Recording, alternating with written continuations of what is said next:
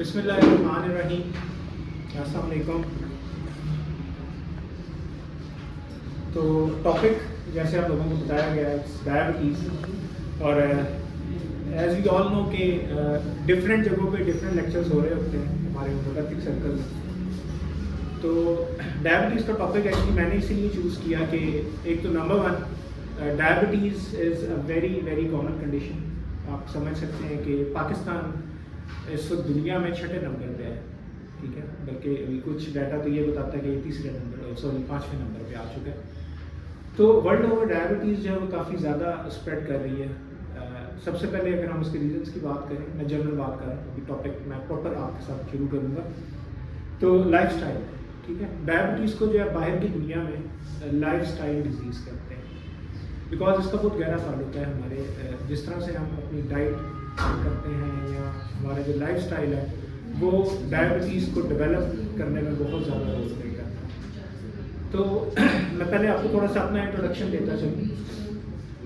I am doctor Faisal Arshad और I am MPhil in microbiology from Awasi university. उससे पहले मेरा BSc मेडिकल लैब टेक्नोलॉजी है from NIH, and since 2002 I am teaching. तो गुज़िश्ता कोई 22-23 साल बनते हैं मैं टीचिंग में हूँ, एकेडमिक्स में हूँ, और होम्योपैथी में भी पढ़ाया, डिप्लोमा लेवल पे भी, कॉलेज लेवल पे, यूनिवर्सिटी में पढ़ा रहा हूँ। तो टीचिंग के साथ ही मेरा ज़्यादा वक्त गुजरा, और फिर जब आप टीचिंग के अंदर इतना गुजार लेते हो ना तो फिर कुछ हैबिट्स डेवलप हो जाती हैं। तो आज भी जो मैं लेक्चर आपको इंशाल्लाह अभी डिलीवर करूँगा, I guarantee you one thing कि ये बातें आपको किताबों में नहीं मिलेंगी। लाइक आज जो मैं लेक्चर प्रिपेयर करके आ रहा हूँ, मैं आपको बुक भी दिखा देता हूँ। दिस इज़ सॉन्डर्स, ठीक है, ये UK एडिशन है, तो ये MBBS और पोस्ट ग्रेड्स पढ़ते हैं इस किताब को, ठीक है। तो ये किताब की कंडीशन से आपको अंदाज़ा हो जाएगा। तो मेरी स्टडी में इस टाइप की बुक्स हैं, ठीक है। और इवन जब मैं कॉलेज में भी पढ़ा रहा था तो मेरी कोशिश यही होती थी कि होम्योपैथी के अंदर भी मैंने यही स्टैंडर्ड पढ़ाया, ठीक है। तो इसीलिए बस थोड़ी सी आप लोगों की तवज्जो चाहिए होगी, ठीक है। आई नो टाइम निकाल के आना आसान नहीं होता, तो इंशाल्लाह अब आप लोग आए हैं तो आपको डेफिनेटली कुछ यूनिक मिलेगा और क्लिनिकली आप लोगों के लिए बहुत हेल्पफुल होगा। तो मैं आगाज़ करता हूँ जी अपने लेक्चर का। तो डायबिटीज़ की हम लोग हमेशा बात करते हैं, शुगर ऑलरेडी आपको पता भी है। मैं थोड़ा सा चीज़ों को सिर्फ 5-10 मिनट के अंदर बैकग्राउंड नॉलेज दे के फिर मैं आगे जो चीज़ आपको एक्सप्लेन करने वाली है बस तरफ आ जाऊँगा। तो डायबिटीज़ क्या है? Diabetes is a chronic clinical syndrome which is associated with hyperglycemia and glycosuria caused by relative or absolute deficiency of insulin, ठीक है। ये डेफिनेशन मैंने बताई कि मेरे अपने माइंड में ज़रा एक दफ़ा चीज़ रिवाइज हो जाए। अब मैं आपको ये बताता हूँ कि ये है क्या। शुगर का बेसिकली एक क्रॉनिक क्लिनिकल सिंड्रोम है, ठीक है। सिंड्रोम हम किसको बोलते हैं? मिक्सचर है सिम्टम्स का। एट अ टाइम पेशेंट में डिफरेंट ऑर्गन से रिलेटेड सिम्टम्स आ रहे हैं, इसलिए हम इसको सिंड्रोम बोलते हैं। फिर ये क्रॉनिक है। अब सबको पता है कि ठीक है, टीवी के ऊपर बड़े दावे आते हैं, फेसबुक पे बड़े दावे आते हैं कि जी ये आप महीना इलाज कराए और शुगर खत्म। रिमेंबर वन थिंग, एक दफ़ा डायबिटीज़ आपकी बॉडी में डेवलप हो गई, you can maintain the sugar levels, आप उसको कंट्रोल कर सकते हैं, उसको क्योर नहीं कर सकते। There is nothing in the world कि आप उसको बिल्कुल पेशेंट को सेहतयाब कर देंगे, ऐसे पॉसिबल ही नहीं है। ये बात समझ में रखिएगा, इसलिए उसमें क्रॉनिक क्लिनिकल सिंड्रोम। अच्छा, उसके बाद क्या है कि इसके अंदर होता क्या है, इंसुलिन की या जुज़वी कमी होती है या मुकम्मल तौर पे इंसुलिन बनना बंद हो जाती है, दोनों में से कोई एक सिचुएशन होगी। और इसके रिजल्ट में क्या होता है? दो चीज़ें होती हैं, हाइपरग्लाइसीमिया एंड ग्लाइकोसूरिया। हाइपरग्लाइसीमिया क्या है? ब्लड शुगर लेवल्स नॉर्मल से ज़्यादा रहते हैं। अब जब भी चेक करेंगे नॉर्मल से ज़्यादा आएगा, ठीक है। और स्पेशली अगर पेशेंट कंट्रोल नहीं कर पा रहा तो फिर वो काफ़ी ज़्यादा प्रॉब्लम में आएगा, तभी हम आगे चल के ये बात करेंगे। और दूसरी चीज़ के ग्लाइकोसूरिया है। ग्लाइकोसूरिया क्या है? Presence of glucose in the urine. जिस वक्त ब्लड शुगर लेवल 180 मिलीग्राम को क्रॉस करता है तो फिर ग्लूकोज यूरिन में आती है। अगर किसी का ब्लड शुगर लेवल 150 है, 160 है, 170 है, उसके यूरिन को चाहे 100 दफ़ा चेक करें उसमें ग्लूकोज नहीं मिलेगा, right. This is called renal threshold. गुर्दा 180 मिलीग्राम तक ग्लूकोज को रोक लेता है, उसके बाद गुर्दे की अपनी जान पे आ जाती है। नेफ्रॉन्स है, बहुत माइन्यूट से फिल्टर्स लगे हैं ना, कैपिलरीज हैं, ग्लोमेरुलस, राइट। तो जब उसके अंदर से ग्लूकोज का मॉलिक्यूल हैवी है, वो जब उसको पास करेगा ना तो वो उस छलनी को डैमेज करता जाएगा। तो अगर किसी मरीज की शुगर 300 350 है और वो कंट्रोल नहीं कर रहा, तो सबसे पहला उसका ऑर्गन फारिग होगा ना, वो गुर्दे, किडनीज विल शट डाउन, क्योंकि गुर्दे एक हद तक उसको रोक सकते थे। जब पीछे से प्रेशर आता जाएगा, एक छोटा सा पोर है उसके अंदर से इतना बड़ा मॉलिक्यूल गुजर रहा है, तो वो तो उसका बेड़ा मतलब हो जाएगा। तो दिस इज कॉल्ड ग्लाइकोजुरिया। अच्छा, एक और बात ध्यान में रखिएगा कि ग्लाइकोजुरिया को ना हम डायरेक्टली डायबिटीज में भी नहीं पढ़ते। एक कंडीशन होती है रीनल ग्लाइकोजुरिया, उसमें मरीज को शुगर नहीं होती, लेकिन पेशाब में धड़ाधड़ शुगर आती है, that is a kidney disease. ऐसे भी होता है कि ब्लड शुगर लेवल आप चेक करेंगे वो ठीक होगा, लेकिन अब जब यूरिन की रिपोर्ट देखेंगे तो उसमें ग्लूकोज प्लस होगा। तो एज अ फिजिशियन आपके लिए तो परेशानी बन गई कि भाई ग्लूकोज यूरिन में आ रही है तो ब्लड लेवल ठीक है, तो ये क्या कहानी है? तो this is another condition, renal glycosuria, ठीक है। अच्छा, अब इसके बाद जब हम बात करते हैं कॉजेज की, ठीक है, या टाइप्स की, अगर हम डायबिटीज़ की बात करें तो दो मेजर टाइप्स हैं इसकी, टाइप 1 एंड टाइप 2 डायबिटीज़, ठीक है। एज यू ऑल ये सारी चीज़ें आपको पता है, मैं इसीलिए इसके ऊपर ज़्यादा टाइम नहीं लगाऊंगा अभी। टाइप 1 क्या है कि इंसुलिन डिपेंडेंट होते हैं ये लोग, यानी कि ये वो शुगर है जो इंसुलिन के बगैर कंट्रोल नहीं होगी, इस मरीज़ को इंसुलिन इंजेक्शन लेने पड़ेंगे, राइट। और क्योंकि ये इंसुलिन के बगैर कंट्रोल नहीं होगी ना, तो आप लोग भी अपनी प्रैक्टिस में इसको इंसुलिन के बगैर कंट्रोल करने की कोशिश ना करें। अच्छा, मैं आपको तो मेरे लेक्चर्स थोड़े से डिफरेंट होते हैं, उसका रीज़न क्या है कि अल्हम्दुलिल्लाह ये स्पेशलाइज इन स्पेसिफिक फील्ड, और वालेकुम अस्सलाम, और अभी करंटली भी जो मैं पढ़ा रहा हूँ हेल्थ सर्विसेज एकेडमी में पढ़ा रहा हूँ, और उधर जो है मेरे जो स्टूडेंट्स हैं दे आर ऑलरेडी माशाल्लाह वेरी क्वालिफाइड। जी इधर आ जाए प्लीज़, ख़वातीन इधर आ जाए, आप लोग आगे आ जाए, है स्पेस।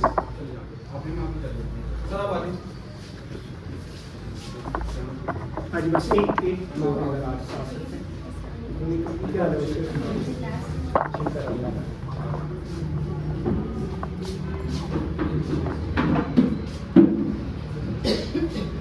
ओके।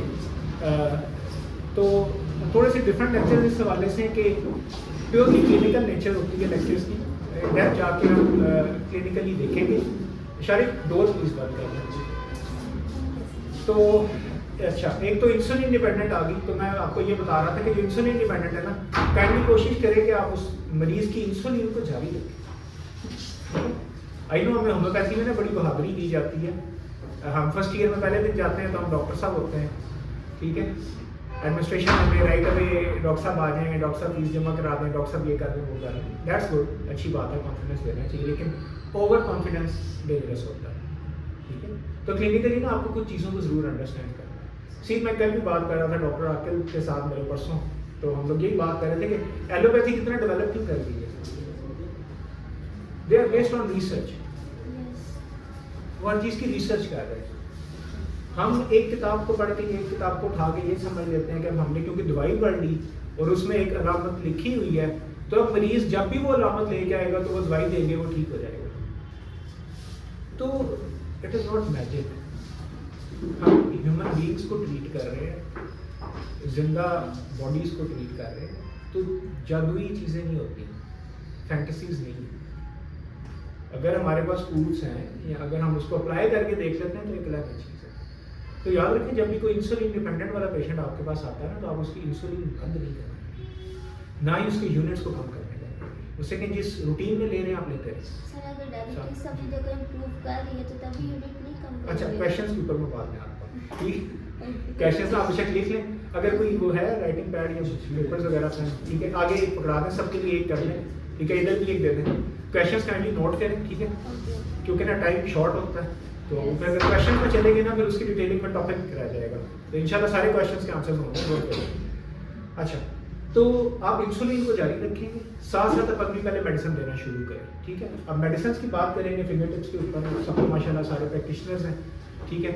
सेजियम हो गई, यूरेनियम नेट हो गई, एसिड फास हो गई, फास्फोरस हो गई, नक्स हो गई, लाइको हो गई, ठीक है, और भी बहुत सारी रेमेडीज हैं। तो ये मैंने जो बेसिक हम कुछ रूटीन में यूज़ करते हैं उनके नाम नहीं है। तो आप रेमेडीज जो भी दे रहे हैं पेशेंट की कंडीशन के हिसाब से आप जरूर दें, लेकिन आप उसकी इंसुलिन को काइंडली कंटिन्यू करें। आफ्टर अ मंथ आप देखें कि उसकी शुगर लेवल्स क्या आ रहे हैं। अगर तो वो लेवल्स रिड्यूस होना शुरू हो चुके हैं, अब आप उसको एडवाइस कर सकते हैं कि इंसुलिन की डोज को आप थोड़ा मॉनिटर करना शुरू कर दें। इसको हम बोलते हैं टेपर करना, रिड्यूस करना, ठीक है। सेकंड मंथ क्या उसको टेपर करके देखें कि पेशेंट की कोई कंडीशन सीवियर तो नहीं हो रही, हाइपरग्लाइसीमिया में तो नहीं जा रहा है, या हाइपोग्लाइसेमिक शॉक तो नहीं हो रहा। इंसुलिन में जो शॉक होता है वो हाइपोग्लाइसेमिक शॉक है, क्योंकि शुगर लेवल बजाय ऊपर जाने के इंसुलिन की वजह से नीचे आ जाते हैं। देखिए एक्चुअली प्रॉब्लम एक नहीं है, हमारे जो पेशेंट्स हैं वो भी डॉक्टर्स ही हैं, हमारे से बड़े डॉक्टर हैं, ठीक है। अब लाइक आगे गर्मियाँ आ रही हैं तो आम खाने का दिल कर रहा है, तो एक पूरे आधे किलो का आम खा के पेशेंट ने क्या करना है जी, 10 यूनिट फालतू ला दो इंसुलिन। इसी तरह करते हैं, देखिए आई नो अब होगा क्या, वो जो 10 यूनिट एक्स्ट्रा लगाए हैं इंसुलिन के, पेशेंट को क्या पता उसने कितनी शुगर को बैलेंस करना था, वो बजाय शुगर मेंटेन होने के वो हाइपोग्लाइसीमिया में चला जाता है, शुगर लेवल्स लो हो जाते हैं। And believe me on one thing, अगर किसी की शुगर लेवल 500 है ना, वो जिंदा सलामत बैठा होगा, बात कर रहा होगा। शुगर लेवल 50 पे चला गया ना, वो मुंह से बोलेगा भी नहीं और ऊपर की फ्लाइट पकड़ लेगा। तो ये बड़ा ट्रिकी काम है। मैं इसीलिए आपको शुरू में ये चीज़ वो इन्फोर्स करने की कोशिश कर रहा हूँ कि आप जब भी शुगर में ट्रीटमेंट कर रहे हैं ना, तो आपको बड़े केयरफुल होना चाहिए। वी हैव द मेडिसिन, ये नहीं कि हमारे पास दवाइयाँ नहीं है, होम्योपैथी कमाल है, बहुत अच्छी दवाइयाँ हैं, लेकिन अगर आप मॉनिटर करके नहीं चलेंगे आप पेशेंट का नुकसान कर देंगे, ठीक है जी। तो this is type 1 insulin, type 1 diabetes insulin dependent है, ये मेडिसिन से कंट्रोल नहीं हो रही, इंसुलिन लेनी पड़ेगी। नंबर 2 जुवेनाइल ऑनसेट हम इसको बोलते हैं, जुवेनाइल मीन्स के बहुत यंग एज में ये शुरू हो जाती है, ठीक है। अच्छा, इसकी जो सेकंड टाइप है type 2 diabetes, that is called non insulin dependent diabetes, ठीक है। और इसके अंदर क्या होता है बुनियादी तौर पे कि एक तो ये एडल्ट ऑनसेट है, ठीक है, यानी कि ये जरा एडल्ट एज में मिडिल एज में जाके ये हिट करती है, ठीक है। और फिर इसके अंदर फैमिली हिस्ट्री मिलती है, टाइप 2 के अंदर जो है ना फैमिली हिस्ट्री बड़ी स्ट्रॉन्ग होती है, ठीक है, हेरिडिटी ट्रांसफर है और होती फैमिली के अंदर चल रही होती है। फिर जो बच्चे जो है थोड़ी यंग एज में एहतियात शुरू कर देते हैं, यानी कि चीनी का इस्तेमाल ज़्यादा नहीं करते, मीठी अशिया नहीं खाते, एक्सरसाइज करते हैं, अपने फैट्स को बैलेंस रखते हैं, ठीक है, अपने फैट इंटेक को बैलेंस रखते हैं, अपने वेट को बैलेंस रखते हैं, तो उनमें हो सकता है कि 40 साल तक 45 साल तक शुगर हिट ना करें, ठीक है। बेसिकली ना मैं आपको बताऊँ, इसमें हम लोग जो अपनी मेडिकल साइंसेज में चीज़ को पढ़ते हैं ना, वो किस तरह से है कि लाइक जो जीन्स है ना वो तो मौजूद है, ठीक है। जीन्स क्या है, ये गन होती है, जैसे गन है ना कोई पिस्टल है, ठीक है, और इन्वायरमेंट ट्रिगर है, गन मौजूद है, लेकिन जब तक आप उसको चलाएंगे नहीं आपको कुछ नहीं होगा। चलाता कौन है? इन्वायरमेंट। आपको पता है कि फैमिली में डायबिटीज है, ठीक है, वाले सबको डायबिटीज है, वालदा को डायबिटीज है, खाला, नानी, मामू, everybody is hit with diabetes, सब कैरी कर रहे हैं उस डिजीज को। और इधर 18-19 साल का बच्चा है जिसका वजन 120 किलो है और वो मिठाइयाँ भी खा रहा है और केक भी खा रहा है, तो हो सकता है कि उसको 20 साल की उम्र में डायबिटीज डायग्नोस हो जाए। क्यों? इन्वायरमेंट ने, फूड ने उसको ट्रिगर कर दिया, उसके वेट ने उसको ट्रिगर कर दिया। तो ट्रिगर आपके हाथ में है, अंदर पिस्टल लोडेड है, चलेगी कब? जब आप उसको इन्वायरमेंट दे देंगे। अगर आप उसको माहौल नहीं दे रहे, आप अपने आप को फिट रखा हुआ आपने, तो हो सकता है 45-50 तक आपको कुछ भी ना हो, आप सुपर फिट हैं, right. So this is about the type 2 diabetes, ठीक है। अच्छा, मेरा जो लेक्चर ऐसे ही चलेगा, ठीक है, और क्वेश्चंस अभी मजबूरी है कि रोकने पड़ रहे हैं, ठीक है, वरना जनरली आई बिलीव के जो लेक्चर्स होते हैं ना, ये 2 वे प्रोसेस है, लाइक मुझे अपने इधर इल्म का रोग नहीं झाड़ना आप लोगों के ऊपर, बिल्कुल भी आप लोग इधर आए, ठीक है, we are very thankful to you, ठीक है, और माशाल्लाह जितने लोग आ गए ये बहुत अच्छी बात है। और होपफुली अगर आप लोगों को आज का लेक्चर अच्छा लगेगा या बुरा लगेगा, दोनों सूरतों में आपने फीडबैक जरूर देना, ठीक है। तो फीडबैक फॉर्म है ना, हाँ, वो ज़रूर आपने ना उसको कुछ ना कुछ ज़रूर लिखना, अच्छा लिखें बुरा लिखें, ठीक है। बुरा भी लिखेंगे ना तो मुझे फ़र्क नहीं पड़ता, I am married for 20 years now, so I can take that, मैं ऐसी खुशी देख लूंगा जो भी आपने लिखा, मुझे बुरा नहीं लगेगा, ठीक है, मेरी प्रैक्टिस है। तो दिस इज टाइप 2। अच्छा, अब हम बात करते हैं क्लिनिकल फीचर्स की ना, डायबिटीज की अलामत क्या होती है। अच्छा, याद रखें शुरू में ये कहा जाता है, मैं आपको बाकायदा बुक से या ना रेफरेंस के साथ बात कर रहा हूँ कि 70 to 80% जो केसेस है ना वो एक्सीडेंटल डायग्नोसिस है, मरीज को पता भी नहीं है। वैसे ही रूटीन में टेस्ट कराया, तबीयत अपसेट हुई तो पता लगा कि शुगर 400 पे गिर गई, शुगर 350 पे गिर गई, तब वो बंदा अलर्ट होता है कि यार ये क्या हो गया, राइट। वो ये बहुत बड़ी परसेंटेज है, 70 to 80% की मैं बात कर रहा हूँ। तो इनिशियल फेज के ऊपर जो सिम्टम्स आते हैं ना वो 2-3 हैं। अच्छा, उनको बड़ा गौर रखना पड़ता है। पेशेंट अगर आके आपके साथ ये सिम्टम डिस्कस करे तो यू शुड नो, आपको अलर्ट हो जाना चाहिए कि ये शुगर तो नहीं होगी पेशेंट को। यूरिन बहुत ज़्यादा आता है। अचानक से क्या होता है कि मरीज़ की आधी लाइफ जो है ना वो वॉशरूम में गुजर रही होती है। यूरिन करके आया, आधा घंटा नहीं गुजरा फिर यूरिन के लिए गया होगा, ठीक है, थोड़ा सा पानी भी है, यूरिन खा गया, ठीक है। और इसके साथ ही क्या, मतलब डे टाइम भी होता है ये पोलीयूरिया और नॉक्टर्नल भी है। रात के टाइम स्पेशली नींद खराब होती है, 4-5-6 दफ़ा रात को उठ के वॉशरूम जाना पड़ रहा है पेशेंट को। अच्छा, देखिए यूरिन ज़्यादा आना एकदम से डायबिटीज क्लिक नहीं होती है, ठीक है। उसके साथ क्या वेट लॉस शुरू हो जाएगा, क्योंकि वो सिर्फ यूरिन नहीं निकल रहा ना, उसमें प्रोटीन्स भी निकल रहे होंगे, उसमें फैट्स भी निकल रहे होंगे, ठीक है। और शुरू में याद रखें जब भी डायबिटीज डायग्नोज होती है ना तो शुगर लेवल आ रहा है 400 to 500, पेशेंट को समझ नहीं आती, ठीक हो गया। फिर तीसरी चीज़ क्या होती है जी, पोलीफेजिया, पोलीयूरिया, पोलीफेजिया, पोलीडिप्सिया। हम इसको 3 P's बोलते हैं क्लिनिकली ना। पोलीयूरिया क्या है, पेशाब ज़्यादा आना। फिर पोलीडिप्सिया बोलते हैं प्यास ज़्यादा लगना। देखिए जितना ज़्यादा वो पानी निकालता जा रहा है, पानी निकल रहा है ना, तो उसको प्यास भी तो लगेगी। ये तो एक नेचर का मैकेनिज्म है ना, ये कोई साइंस नहीं है। जितना वाटर लॉस हो रहा है उतना आपको इंटेक करना है, पोलीडिप्सिया। तीसरी चीज़ क्या, पोलीफेजिया।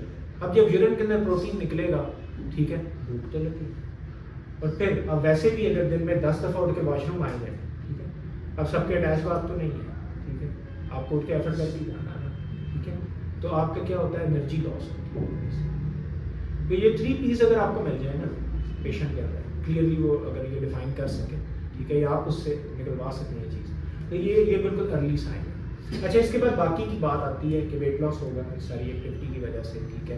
देन उसके बाद क्या है, ज़ख्म देर से ठीक होते हैं, ठीक है। ज़ख्म भी देर से क्यों ठीक हो रहे हैं कि बेसिकली अभी मैं पूरा फिनोमेना आपको एक्सप्लेन करने की कोशिश करूँगा। बेसिकली जो WBCs हैं, वाइट ब्लड सेल्स, उनको एनर्जी नहीं मिलती, ग्लूकोज नहीं मिलती, तो WBCs हमारे डिफेंस सेल्स हैं, ठीक है। जब glucose is the readymade form of energy ना, हमारे बॉडी को ना प्रोटीन चाहिए ना फैट्स चाहिए, हमारे बॉडी को क्या चाहिए, body needs carbohydrates, glucose. Energy source एक ही है, प्रोटीन बिल्डिंग ब्लॉक है, सर के बालों से लेके पाँव के नाखूनों तक वी आर ऑल प्रोटीन, हम सारे प्रोटीन हैं, राइट। दूसरी चीज, फैट का स्टोर्ड फॉर्म है एनर्जी। तो हमारी बॉडी को काम करने के लिए क्या चीज चाहिए होती है, कार्बोहाइड्रेट, निशास्ता, ग्लूकोज, ठीक है, जो कि हम शुगर के मरीज का सबसे पहले बंद करेंगे, ठीक है। जब बंद करेंगे तो क्या होगा, that is the real thing which I would like to discuss. ये मैं आता हूँ इसके ऊपर, लेकिन थोड़ा सा मैं बैकग्राउंड से लेके चल रहा था। ओके, तो ये 3 P's मिल गए। उसके बाद जख्म देर से ठीक हो रहे हैं, वेट लॉस हो रहा है, ठीक है, ये सारी स्टोरीज आ गई। अच्छा, ये हो गए सिम्टम्स। अब सिम्टम्स की बेसिस के ऊपर अब आपने टेस्ट भी करवाना है, ठीक है। खाली सिम्टम्स की बेसिस के ऊपर हम शुगर में तो नहीं चल सकते, ठीक है। लाइक मैं आपको बताऊं कि मेरी खुद मेडिकल लैब टेक्नोलॉजी की ही फील्ड है, लेकिन मैंने अपनी प्रैक्टिस में आई डोंट नो पिछले 20-22 सालों में शायद कोई 5 या 6 दफ़ा टेस्ट करवाया, ठीक है, क्योंकि I believe in clinical diagnosis. आप क्लिनिकली इतने स्ट्रॉन्ग हो जाओ ना कि पेशेंट आपके साथ डिस्कस कर रहा है और आपको पता हो कि क्या डिजीज है, और ये सब कुछ आपको मिल जाएगा, ठीक है। आपके पास बुक्स होनी चाहिए, अच्छा लिटरेचर होना चाहिए, ठीक है, और पैशन होना चाहिए। इंसान सारी जिंदगी सीखता है, ठीक है। जिस वक्त आप सीखना रोक देंगे उस वक्त आप डेड हो गए। इल्म है ना, ये कभी भी मुकम्मल नहीं होता। कोई इंसान ये कहता है मैं परफेक्ट हूँ तो वो फिर उसकी अकल में डाउट हो जाता है, ठीक है। कोई इंसान परफेक्ट नहीं हो सकता, सारी जिंदगी आप सीखते हैं, ठीक है। तो अच्छा लिटरेचर पढ़ेंगे ना, आपके पास अच्छा नॉलेज आएगा और आप अच्छे तरीके से फिर पेशेंट को बेनिफिट दे सकेंगे। तो टेस्ट हम जो इनिशियल फेज के ऊपर करते हैं जी, ब्लड शुगर फास्टिंग, नाश्ते से पहले हम देखते हैं शुगर, फिर ब्लड शुगर रैंडम देखते हैं, ठीक है। और फिर अगर बड़े स्ट्रॉन्ग हमें इंडिकेशंस मिल रहे हो ना क्लिनिकली, ये 3 P's और ये सारी चीज़ें, और पेशेंट ये बताइए मुझे 2 हफ्ते हो गए, 3 हफ्ते हो गए, then you can go for HbA1c, glycosylated haemoglobin, ठीक है। Basically the glucose is attached to the haemoglobin molecule, और वो लास्ट 3 मंथ्स की हमें एवरेज देती है। ऑन एवरेज 6.5 है, डिजायरेबल उधर तक होनी चाहिए, 6.5 से अबव जा रही है तो रोना शुरू हो गया, 7.5 है, ठीक है।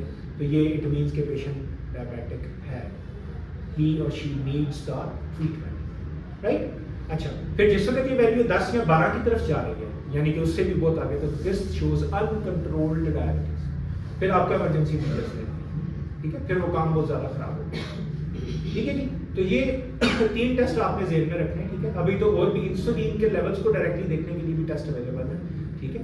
लेकिन ये कि ये 3 टेस्ट बिल्कुल प्राइमरी लेवल के हैं जो कि आपको ज़रूर ये टेस्ट करवाने चाहिए।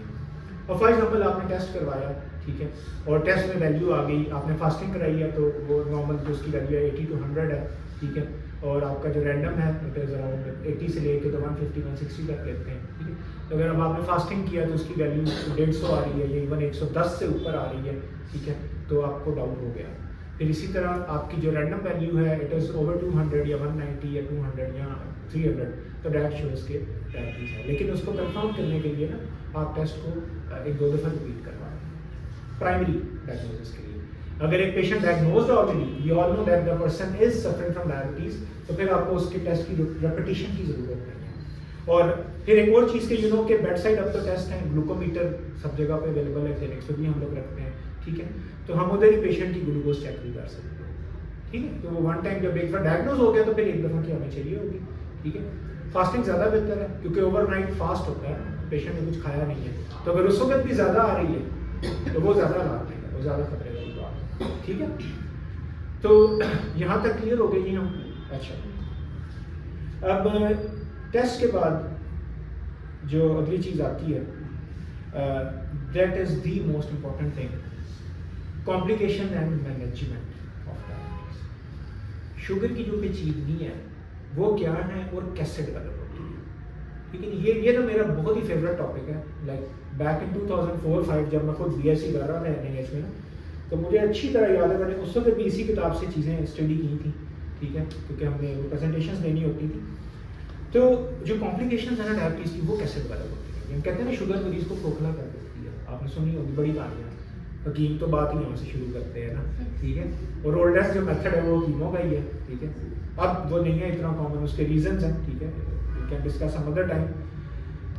तो शुगर की जो कॉम्प्लिकेशंस हो रही हैं जी उसको हम 2 कैटेगरीज में डिवाइड कर रहे हैं। एक है मैक्रोवास्कुलर, ठीक है, और दूसरी है माइक्रोवास्कुलर, ठीक है। मैक्रो मीन्स बड़ा, माइक्रो मीन्स छोटा। वास्कुलर का मतलब है ब्लड वेसल्स, खून की नालियाँ।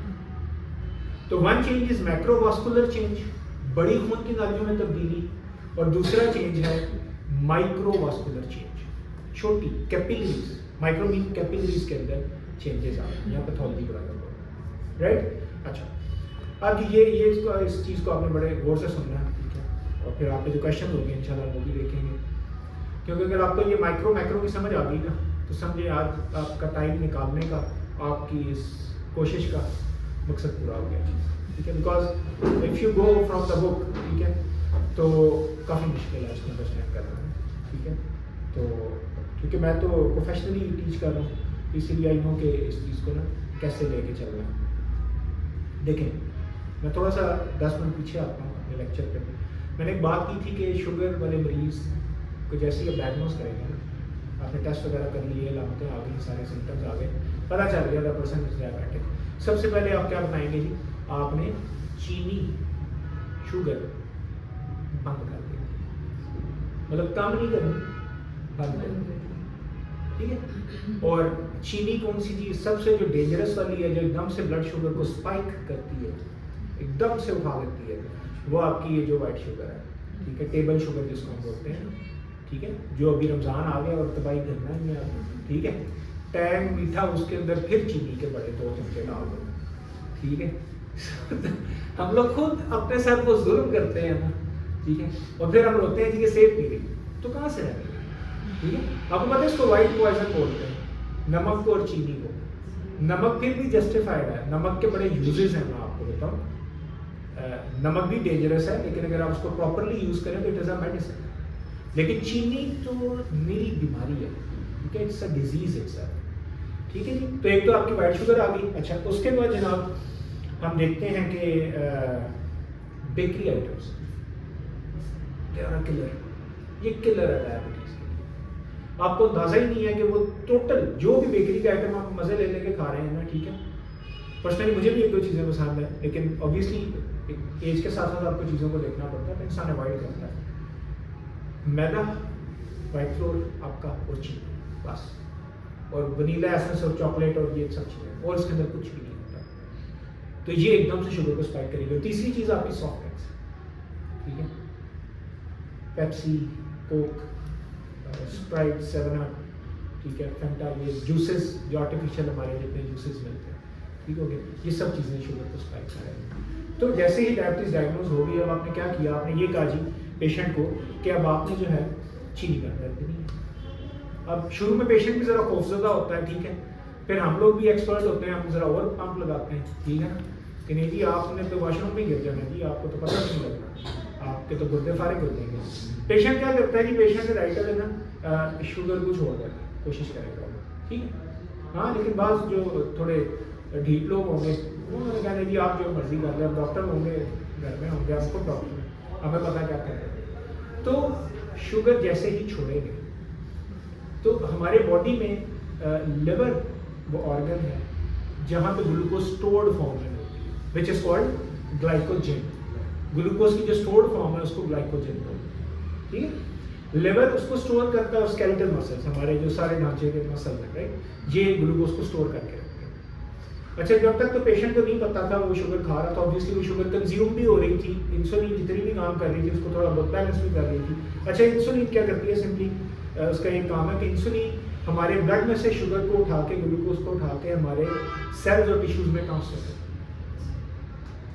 शुगर के मरीज में थकावट मिलती है, आपने देखा होगा, आपके पास पेशेंट्स होंगे, ठीक है, फैमिली के अंदर होते हैं लोग, वो हमेशा थका हुआ रहता है, उसकी शिकायत होती है कि टांगों में दर्द हो रही है, जिस्म में ताकत नहीं है, जिस्म में जान नहीं है। वो क्यों नहीं है?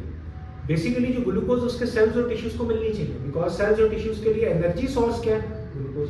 हमारे ब्रेन के लिए एक ही एनर्जी है, ग्लूकोज। ब्रेन को ना प्रोटीन चाहिए ना फैट चाहिए, ठीक है। फैट चाहिए फॉर इंसुलिन, जिसके सॉरी जो न्यूरॉन्स है उसकी शीथ के लिए, वो उसका स्ट्रक्चरल हिस्सा है, काम का हिस्सा नहीं है, ठीक है। तो हमारे ब्रेन को भी ग्लूकोज चाहिए ना, तो ग्लूकोज तो सारी खून के अंदर इकट्ठी हुई है, खून में 500 है, सेल्स में जितनी चाहिए उसका 10% भी नहीं है, तो बंदे में तो थका हुआ ही है। याद रखें, शुगर को लेके चलने का या मरीज को ठीक करने का या ठीक रखने का एक ही हल है, to maintain the blood sugar level. बस एक दफ़ा मरीज ने जिस तरह नीचे एक्सरसाइज करके, डाइट करके, कुछ भी करके, मरीज ने अगर अपना शुगर लेवल 200 तक रखा हुआ रैंडम, वो सुपर फिट रहेगा, नॉर्मल बंदे की तरह रहेगा, ठीक है। जैसे ही लेवल्स ओवर होंगे वो खराबियाँ शुरू, ठीक है जी।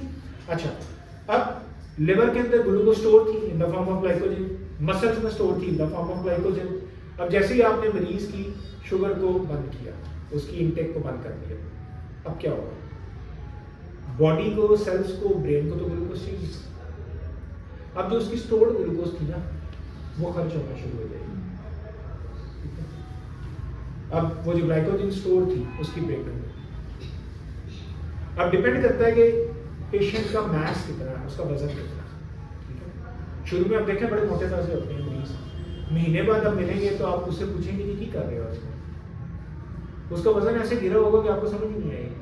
मरीज को खुद नहीं समझ आता कि मेरा वजन कितना जा रहा है, वो सारा यूरिन में निकल रहा है, उसके फैट सारे यूरिन में निकल रहे हैं, ठीक है, उसके अंदर ब्रेकडाउन हो रही है, तो वेट कहाँ से बढ़ रहा है उसका, वो वीक होता जाएगा, ठीक है। तो सबसे पहले लेवल के ऊपर क्या होगा, उसकी ग्लाइकोजन टूटना शुरू हो जाएगी, उसका स्टोर, क्योंकि बॉडी को तो ग्लूकोज चाहिए, बॉडी को नहीं गर्स के इस बंदे को डायबिटीज हो गई हुई है या क्या है, सेल कहेगा, ब्रेन कहेगा, हार्ट कहेगा, मसल कहेगा, यार मुझे ग्लूकोज दो, राइट। ये इंटरनल मेटाबॉलिज्म है। अब मैं आपको मेटाबॉलिज्म की शिफ्ट बताना चाह रहा हूँ कॉम्प्लिकेशन के अंदर, कि पेचीदगी आ क्या रही है शुगर में और कैसे आ रही है। ग्लाइकोजन सोर्स हो सकता है, अगर मरीज थोड़ा तगड़ा है तो साल चल जाए, 1.5 साल चल जाए, थोड़ा बहुत डाइट से वो ले रहा होगा, ठीक है। लेकिन 2 साल के अंदर, 3 साल के अंदर ग्लाइकोजन सोर्स डिप्लीट हो जाएगा। डिप्लीट मीन्स खत्म हो जाएगा ऑलमोस्ट, अच्छा, वो तो चले खत्म हो गया, बाहर से ग्लूकोज आ नहीं रही। अब अगली स्टोरी क्या होगी? बॉडी को तो कभी ग्लूकोज चाहिए नहीं, बॉडी ने तो जिंदा रखना है अपने आप को। बॉडी को इससे गर्ज नहीं है कैसे आ रही है ग्लूकोज, बॉडी कहेगी गिव मी ग्लूकोज, मुझे तो जिंदा रहना है, ठीक है। अब सेकंड लेवल के ऊपर क्या होता है कि प्रोटीन्स का कैटाबॉलिज्म शुरू हो जाता है। अब जो उसके बॉडी में प्रोटीन्स थे ना, वो टूटना शुरू हो जाते हैं। प्रोटीन टूटते हैं तो प्रोटीन का बेसिक यूनिट है अमीनो एसिड। शुगर के पेशेंट में क्या होता है, डायबिटिक के अंदर क्या होता है, प्रोटीन टूटता है, अमीनो एसिड बनता है और अमीनो एसिड आगे चल के ग्लूकोज में कन्वर्ट हो जाता है। This is the metabolism shift. Body को चाहिए ग्लूकोज, ये ज़हन में रखें। और प्रोटीन की तरह नहीं हमारा जिस्म में, मैंने अभी बताया बालों से पांव तक सारा ही प्रोटीन होती है, हमारा मसल सारा प्रोटीन चाहिए। तो क्या शुरू हो जाता है, मसल वेस्टिंग। सेकंड लेवल पे क्या हो रहा है, मसल वेस्टिंग शुरू हो रही है। अब जब मसल वेस्ट होंगे तो दो कहानियां होंगी, एक तो वीकनेस इनका आगे डेवलप होना शुरू हो जाएगी, कमजोरी बढ़ती जाएगी। और दूसरी चीज क्या होगी, प्रोटीन ब्रेकडाउन से, स्केलेटल मसल्स की प्रोटीन से क्रेटिनिन बनता है। और क्रेटिनिन क्या है, it's an indicator of renal failure. गुर्दे क्यों फारिग हो जाएंगे, पहले ग्लूकोज ने दवाई दे दी थी, जो बार बार ग्लूकोज निकल रही थी यूरिन में, पहले उसने सारा बेलर कर दिया किडनी का। अब जो क्रेटिनिन आ रहा है, ठीक है, क्रेटिनिन के लेवल्स बिल्ड अप होना शुरू हो गए, तो अब क्या होगा, अब किडनी फेलियर की तरफ आना शुरू होगा। ठीक, अच्छा, अब प्रोटीन में भी डिपेंड करता है अगेन उसका मसल मैस कितना है, स्ट्रॉन्ग है बंदा, ठीक है। वुमेन में तो वैसे ही मसल मैस कम होता है, ठीक है, मेल के अंदर मसल मैस ज्यादा है, ठीक है। तो मेल थोड़ा ज्यादा टाइम निकालेगा, वुमेन के लिए थोड़ा और मुश्किल हो जाएगा। ये हो गया सेकंड स्टेज पे। अच्छा, अब जो असल कहानी है ना, या जो बिल्कुल एंड स्टेज की तरफ जब हम आते हैं, फैट्स की ब्रेकडाउन शुरू हो गई। फैट्स मैंने आपको शुरू में बताया था कि ये स्टोरेज फॉर्म है एनर्जी, ठीक है। अब फैट्स जब टूटेंगे ना तो फैटी एसिड बनता है। फैट्स का जो बेसिक यूनिट है वो फैटी एसिड है, ठीक है, ग्लाइसिरोल्स है। जो फैटी एसिड बनेगा वो फैटी एसिड कीटोन्स बनाएगा, और कीटोन्स के लेवल जैसे ही बढ़ेंगे ब्लड में, that will result in ketosis. उसकी वजह से क्या हो जाएगा, कीटोसिस। और जो डायबिटीज की सबसे डेंजरस कॉम्प्लिकेशन है, that is called ketosis. Ketosis क्या होता है, मेटाबॉलिक एसिडोसिस, खून में तेजाबियत। आपको बहुत आसान जुबान में बता रहा हूँ, वो इतनी बढ़ जाती है कि ब्रेन डेथ, कोमा में चला जाता है पेशेंट, ठीक है। आपने देखा होगा स्ट्रोक या फॉलेज कितना कॉमन है डायबिटीज, ठीक है। जब वो ये स्टेज तक आ जाता है ना पेशेंट का मसला होता है, ठीक है। तो दूसरी चीज रीनल फेलियर, ठीक है। ये सब कुछ क्यों हो रहा है, ये कीटोसिस की वजह से हो रहा है। टर्शियरी लेवल के ऊपर जब फैट्स टूटते जा रहे हैं, क्योंकि बॉडी को ग्लूकोज चाहिए थी, तो बॉडी के लिए जब ग्लाइकोजन खत्म हो गई, ओके, प्रोटीन खत्म हो गया, ठीक है, तो आखिरी चीज तो फैट्स ही बचे, तो बॉडी ने तो तोड़ना। बॉडी ये रियलाइज नहीं कर रही कि पूरा जो अंदर होमोस्टैसिस है, जो पूरा बॉडी का इंटरनल बैलेंस है, वो फारिग हो रहा है। सेल्स ब्रेन ग्लूकोज मांग रही जहाँ मर्जी से। अब वो फैटी एसिड्स निकले, फैटी एसिड में दो चीज़ें हो रही हैं, एक तो ये कि कीटोसिस की तरफ जाएगा पेशेंट, दूसरी चीज़ कि जो फैट्स हैं ना, ये छोटे छोटे पार्टिकल्स के अंदर जाके खून की नालियों में इकट्ठे होने शुरू हो जाते हैं, राइट।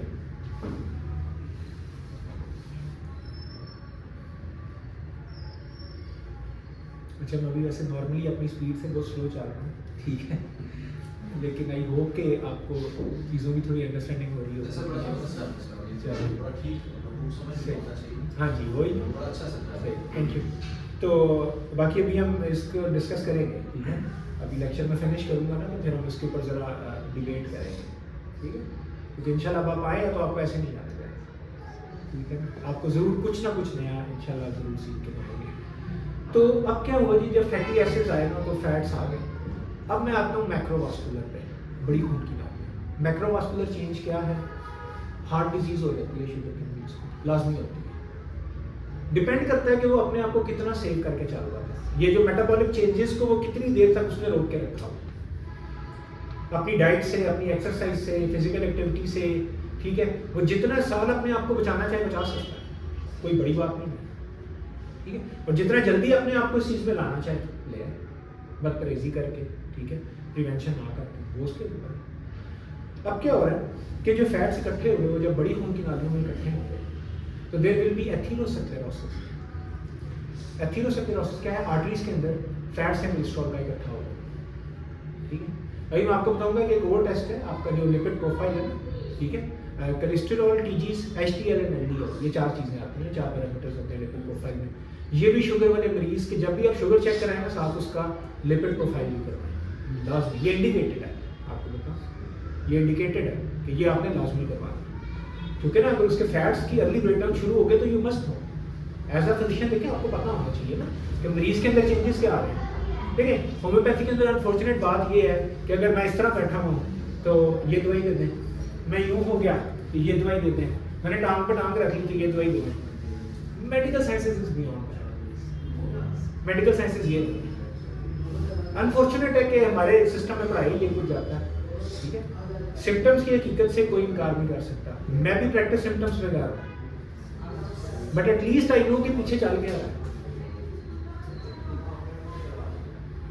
ठीक है। आई बिलीव कि जो चेंजेस आ रहे हैं उसका आपको पता होगा मसला। तो अब क्या हो रहा है कि जब आर्टरीज के अंदर कोलेस्ट्रॉल इकट्ठा होगा तो क्या हो जाएगा? सबसे पहले hypertension, high blood pressure, sugar वाले जितने 40-45 प्लस वाले मरीज देख लें, सबको बीपी, सब टैबलेट खा रहे हैं। अगर नहीं खा रहे तो खुद मतलब अच्छे डॉक्टर होंगे, उस डॉक्टर से भी अच्छे जो ट्रीट कर रहे हैं, क्योंकि शुगर की दवाई और ब्लड प्रेशर की दवाई आप अपनी मर्जी से एक भी डोज नहीं छोड़ सकते। ये नहीं कि आप बड़े अच्छे और रोमांटिक फील कर रहे हैं, आपने कहा यार आज मैं दवाई नहीं खानी, यू हैव नो आइडिया एक वक्त की डोज मिस करने से आपका क्या असर हो जाएगा। हाँ परहेज, देखें मैं आपको तो अनफॉर्चुनेट चीज़ ही है। सी मैं एक बड़ी अच्छी बात पढ़ रहा था, अभी मेरे जेब में आ जाएगी,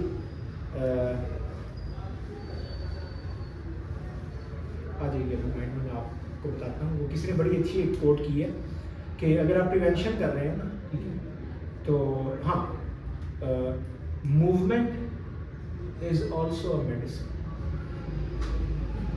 अगर आपने अपने आप को मोबाइल रखा हुआ, आप मूव करते हैं, एक्सरसाइज करते हैं, तो वो मेडिसिन है। तो आप हम लोगों की लाइफ की रूटीन देखिए, ख़वातीन ये समझती हैं कि सुबह उठ के बच्चों को नाश्ता बना के स्कूल भेज दिया, एक्सरसाइज होती, दिन का खाना बना लिया, ये कमरा ये किचन है, सब्जी काट ली, मैं तो बड़ा काम कर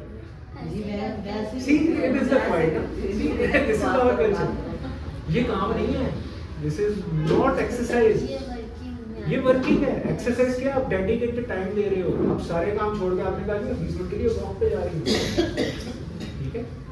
एज अ मैन हम बिजी हैं अपने कामों में, रोजगार के सिलसिले में निकले हुए हैं, तो हम अपना डेडिकेट करें टाइम कि भाई रात खाने से पहले 20 मिनट या खाने के आधे घंटे बाद 20 मिनट मैंने तेज वॉक करनी है। This is exercise. ये आपकी कैलोरी बर्न करेगी। घर के काम काज करने, बर्तन धोने से कैलोरीज नहीं बर्न होते, वो वैसी बातें सुन के ही हो जाते हैं, ठीक है ना। वो वाली कैलोरीज आप वैसी बातें सुन के भी कर सकते हैं, ठीक है। लेकिन बात ये कि you need dedicated time. Fats इकट्ठे हो गए, एथेरोस्क्लेरोसिस हो गया। अच्छा एक फर्क समझ लीजिएगा, अब एक्चुअली अभी हमारे पास बोर्ड या कोई ऐसी चीज़ नहीं है, नहीं तो मैं आपको ज़्यादा इजीली समझा सकता। तो इसके अंदर ये है कि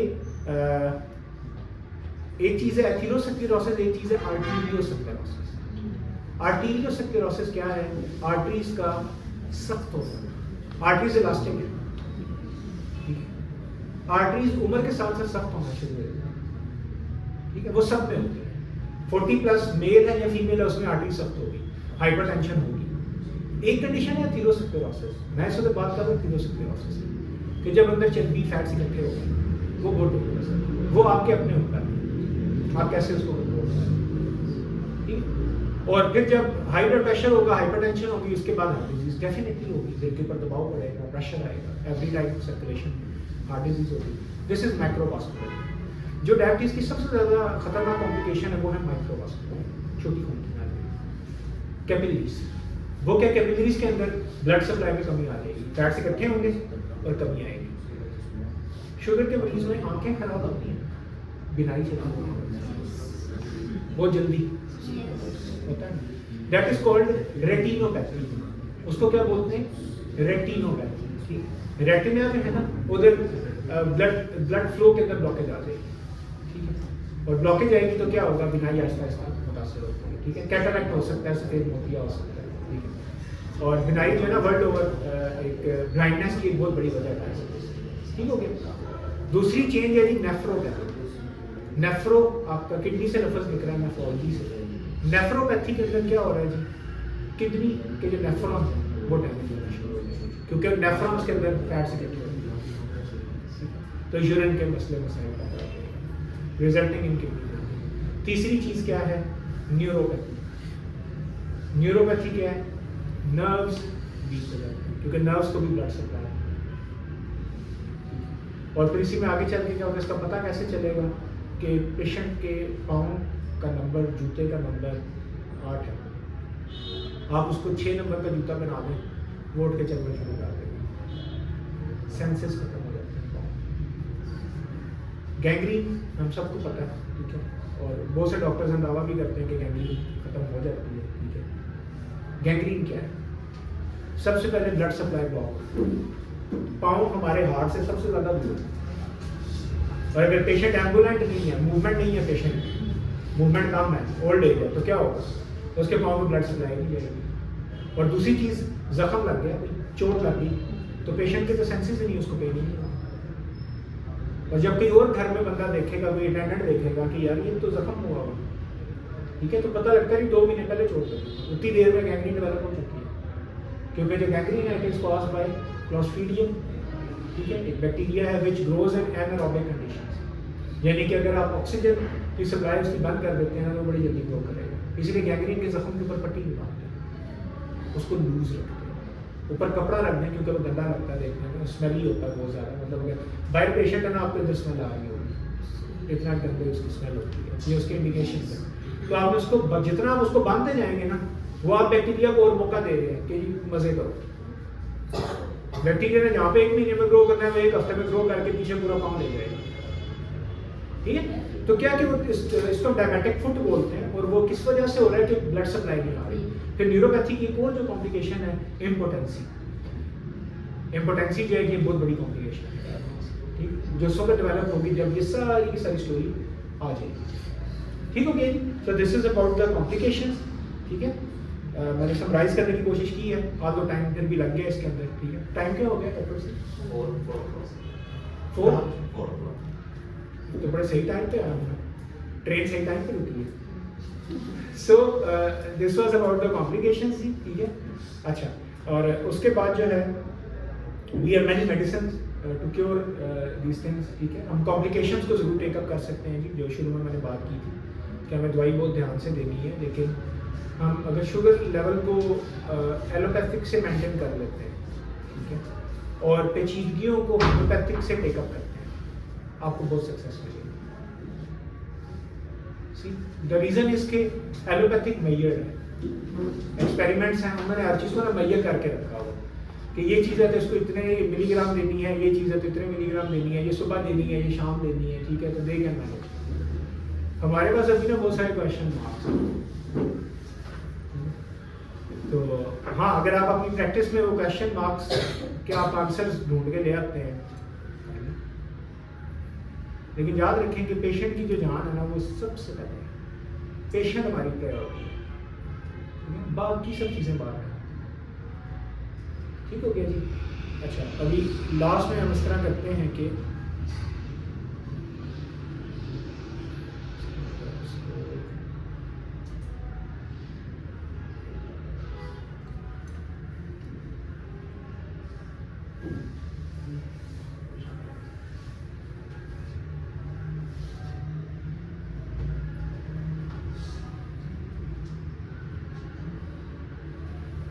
डॉक्टर आके जरा एक सेकंड आते हैं, इसको जरा लाइव जा रहा था,